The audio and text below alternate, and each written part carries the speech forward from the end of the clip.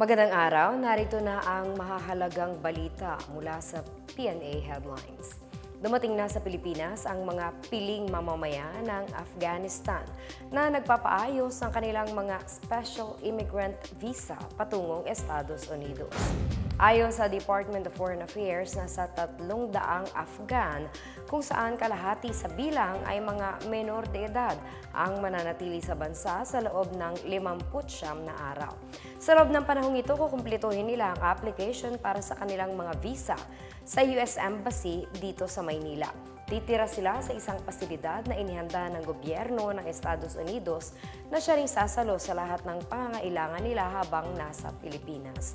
Tiniyak naman ni Foreign Affairs spokesperson Maria Teresita Daza na sumailalim ang mga Afghan sa masusing security vetting at medical screening. Ang 300 Afghan na ito ay kabilang sa libo-libong nagtrabaho para sa Estados Unidos na nooy nakikidigma laban sa mga militanteng Taliban. Nang bumagsak sa kamay ng Taliban ang Kapitolyo na Kabul noong Agosto taong 2021, naiwan sila sa pag-alis ng mga tropang Amerikano. Noong Hulyo ng nagdaang taon, nagkasundong Pilipinas at Estados Unidos na pansamantalang patuloyin ang mga Afghan dito sa bansa. Nagpasalamat naman ang US State Department sa pagkupkup ng Pilipinas sa mga Afghan na umaasang makapagsisimula ng bagong buhay. Nanawagan si Commission on Elections Chair George Erwin Garcia sa mga kandidato sa 2025 elections na huwag maliitin ang talino ng mga botante sa pamamagitan ng maagang pangangampanya. Sa isang payag, sinabi ni Garcia na umaasa ang COMELEC na may delikadesa ang mga kandidato para maghinay-hinay at huwag lunurin ang mga botante sa mga patalastas at litrato nila. Pinuna ng hepe ng COMELEC ang paglitaw ng sandamakmak na billboard, political advertisement at mga campaign posts sa social media. Sa kabila nito, minadoan niya ang COMELEC na walang batas na nagbabawal sa premature campaigning. Gayunpaman, sa kabila ng paulit-ulit na patalastas ng mga kandidato, naniniwala rin si Garcia na alam ng mga Pilipino kung niloloko lamang sila ng mga ito. Aniya, marami na ang nakakapuna sa naglipa ng mukha ng mga politiko sa bawat sulok at kalsada. Nanawagan naman si Garcia sa mga Pilipino na bumoto ng tama at karapat-dapat na kandidato. Magsisimula ang panahon ng kampanya para sa 2025 elections mula ika-11 ng Pebrero hanggang ika-10 ng Mayo para sa mga pambansang kandidato at Marso 28 hanggang Mayo 10 para sa mga lokal na posisyon.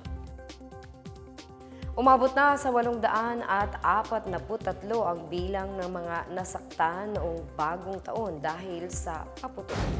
Sa ulat ng Department of Health, kasama sa bilang ang mga iniulat na nasaktan mula December 22 hanggang ngayong araw, January 6. Mas mataas ang bilang ng mga kaso ngayong taon kumpara sa 610 na itala noong nagdaang taon. Bukod dito, nanatili sa 4 ang bilang ng mga nasawi, kung saan 3 ang namatay dahil sa paputok habang isa ang tinamaan ng ligaw na bala. Pinakahula rito ang isang 54 anyos na lalaki sa Calabarzon na nasabugan sa kaliwang braso ng kwitis. Ayon sa DOH, ang kwitis ang nangungunang pinakamapinsalang paputok bukod pa sa 5-star at boga. Sa ibang balita, nagbabala ang Philippine Institute of Volcanology and Seismology kaugnay ng paglala ng aktibidad ng Bulkang Taal na posible umanong mauwi sa isang phreatic eruption. Bata ito sa bilang ng pagtaas ng RSEM o Real-Time Seismic Energy Measurements mula sa kanilang mga estasyon sa Taal Volcano Island. Sa nakalipas na 6 na araw, nakapagtala ang PHIVOLCS na aabot sa 12 volcanic earthquake, kabilang ang 6 na insidente ng pagyanig. Sa kabila nito, walang kapansin-pansing degassing plume mula sa main crater ng Taal habang pantay ang pagbuga nito ng sulfur dioxide. Ayon pa sa PHIVOLCS, ang pagtaas ng RSEM at kawalan ng palatandaan ng pagsingaw ng gas mula sa bunganga ng bulkan ay senyales na may bara sa daluyan ng volcanic gas. Posible niya itong mauwi sa pagsiklab ng pressure sa loob ng bulkan na magdudulot ng phreatic o phreatomagmatic eruption. Nananatili naman sa Alert Level 1 o abnormal state ang Bulkang Taal. Ipinapayo ng FIVOC sa mga lokal na pamahalaan na bantayan ang sitwasyon sa Taal, lalo na ang posibleng epekto ng volcanic gas. Ipinagbabawal pa rin ang pagpasok sa permanent danger zone sa paligid ng Taal Volcano Island. Sa mga gusto namang humabol sa Metro Manila Film Festival, mapapanood pa rin ang mga tampok na pelikula sa mga piling sinihan hanggang ika-14 ng Enero. Nakatakda sanang matapos ang Metro Manila Film Fest bukas, January 7. Ayon sa hepe ng Metropolitan Manila Development Authority at MMFF Overall Chair Don Artes, magtatagal pa ng kaunti ang Film Fest bilang tugon sa panawagan ng publiko. Ito ay pagkakataon para sa mas maraming Pilipino na makapanood ng dekalidad at artistikong pelikula na gawang Pinoy. Magagamit din ang mga complimentary pass hanggang January 14. Umasa naman si Artes na patuloy nakikita ang mga tampok na pelikula sa MMFF.